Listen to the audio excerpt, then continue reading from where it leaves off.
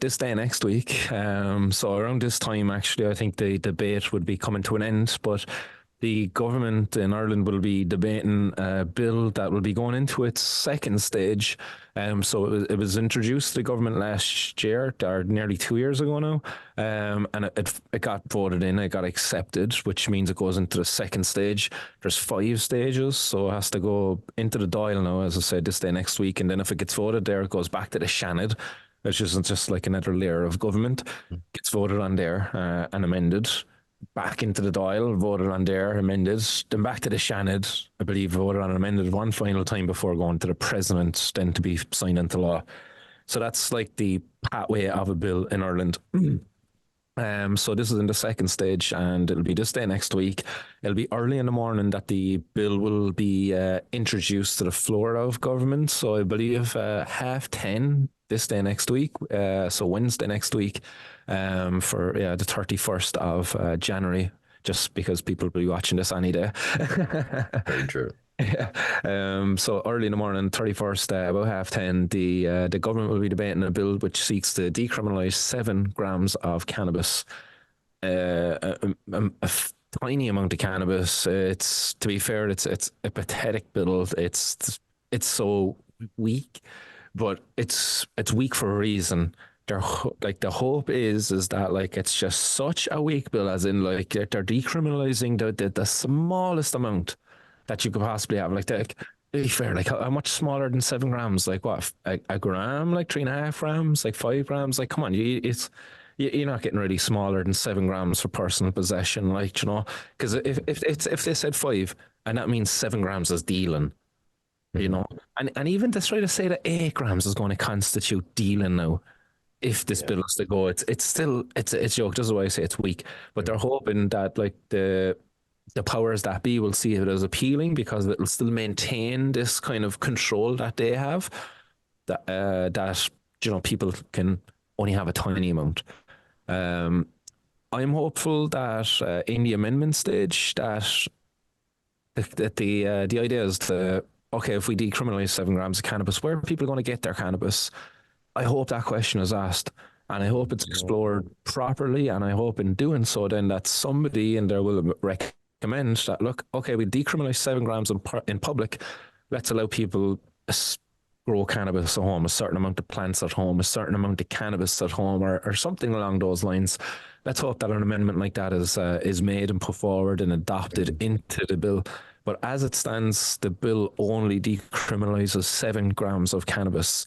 And even at that, like if you've got 7 grams, but it's in 2 50 bags, 2 3.5 gram bags, that cop, if he stops you, he could make the argument, or she could make the argument that you're dealing, you're about to sell that, you know?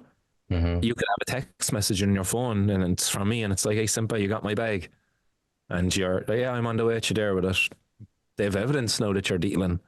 But like, is it fucking dealing? Like, you just picked up a bag for me off of Johnny down the road, you know? I'm going to give you the money, but you're still supplying me technically, like, but you're not the dealer. So, yeah, this is where they use the language. It's too arbitrary. Like, it's there's just too much left open, because a cop at any point could just determine, I don't like the look at you, and you're a dealer. You know, you just went down and collected your holiday money, and they don't believe that it's your holiday money. That's drug dealer money. You've got 7 grams of cannabis on you, and your holiday money in your pocket. You're a drug dealer.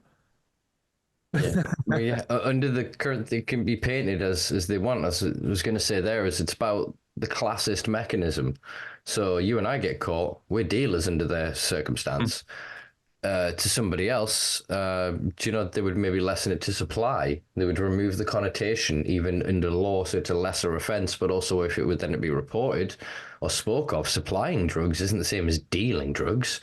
A dealer is violent and vicious and has to defend themselves, and they've got a big dog on a chain and a fucking knife, and do you know what I mean? It immediately draws this thing up, whereas supply is, it's a couple of college kids experiencing drugs on a weekend, you know, it's hijinks of the youth exploring themselves, whereas on the other side that's what they want with all of this.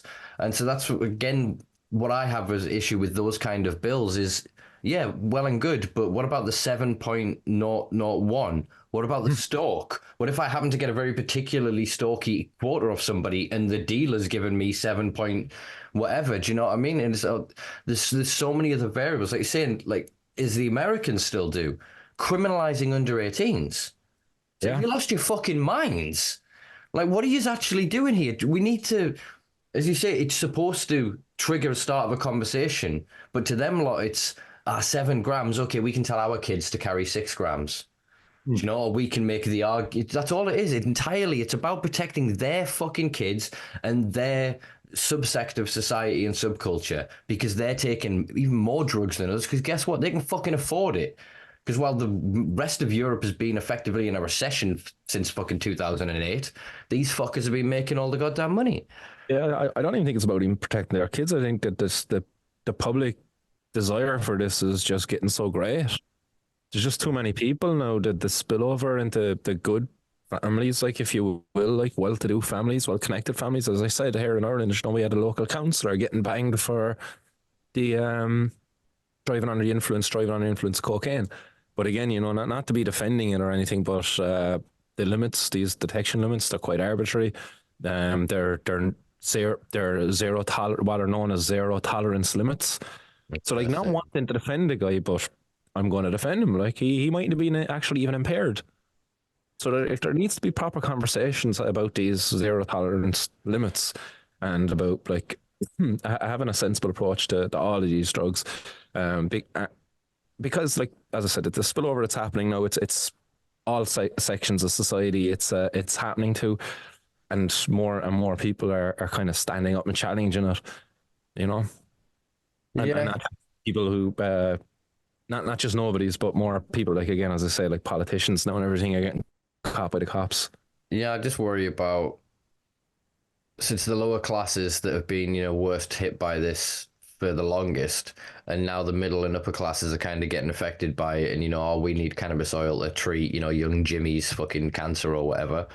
And they can then lessen the idea of, okay, well, that street dealer, and they're trying to like separate it so that we still remain on the street and the bad guy, and they don't have to deal with the history of injustice, of racism, of classism, of fucking globalization, of empire, and everything else that has gone into creating the paradigm that we live under right now. They can just draw a nice little line under it and go, this is medical, this is safe, this is good stuff. All our friends are making this and producing it and making money, and it's all licensed and regulated, so we're all good. But the other guys, they're not fucking allowed it. And so it just feels like they're setting the narrative.